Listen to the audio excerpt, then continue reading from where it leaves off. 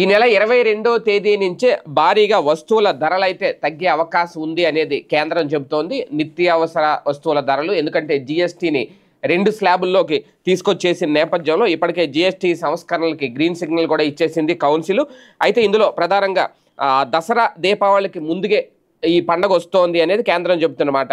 ఎందుకంటే చాలా వరకు ఇప్పుడు 5% అలాగే 18% పన్ను రేట్లకే పరిమితం కాబోతున్నాయి చాలా స్లాబుల్లో.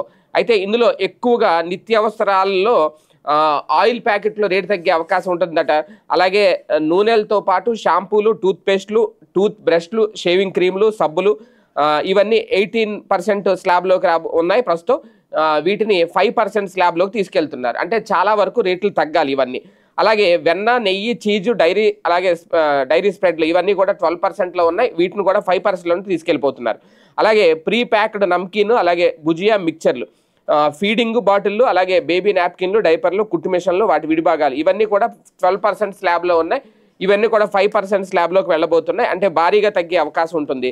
అలాగే ఆటోమొబైల్ రంగం కూడా పెట్రోల్ హైబ్రిడ్, ఎల్పిజి, సిఎన్జి కార్లు ఇందులో ప్రధానంగా 1200 cc అలాగే 4000 mm లోపు 28% స్లాబ్లో ఉన్నాయి ఇప్పటి వరకు. ఇవి 18% స్లాబ్లోకి రాబోతున్నాయి. అలాగే డీజిల్ హైబ్రిడ్ కార్లు కూడా ఇవి కూడా 1500 cc నుంచి 400 mm లోపు 28% స్లాబ్లో ఉన్నాయి. ఇవి కూడా 18%లోకి రాబోతున్నాయి. అలాగే 3 చక్ర వాహనాలు అంటే ఆటోలు ఇలాంటివి, అలాగే 350 cc లోపు ఉండే మోటార్ సైకిళ్ళు కూడా, అలాగే రవాణా వెహికల్స్, ట్రాన్స్పోర్ట్ వెహికల్స్ ఇవన్నీ కూడా 28% స్లాబ్లో ఉన్నాయి. ఇవి కూడా 18%లోకి రాబోతున్నాయి.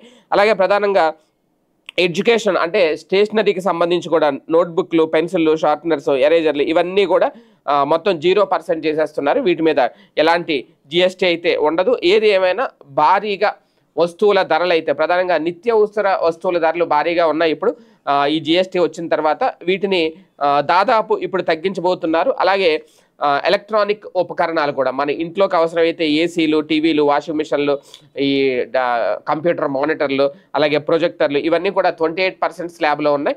వాటిని 18% స్లాబ్లోకి తీసుకురాబోతున్నారు. అంటే 10% వరకు తగ్గే అవకాశం ఉంటుంది.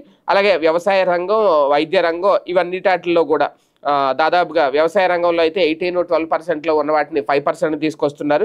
అలాగే వైద్య ఆరోగ్యానికి సంబంధించి 18-12% ఉన్న అన్ని వాటిని కూడా 5%లోకి తీసుకొచ్చేస్తున్నారు. ఏది ఏమైనా ఒక వినూత్న సంస్కరణ తీసుకొస్తున్నారు ప్రధాని నరేంద్ర మోడీ ఆగస్టు 15 తర్వాత అని చెప్పుకోవాలి. దీపావళి, దసరా పండుగలకు ముందు ఇది దేశ ప్రజలకి అతిపెద్ద పండగ కాబోతోంది అని తాజాగా నిర్మలా సీతారామన్ ప్రకటించారు.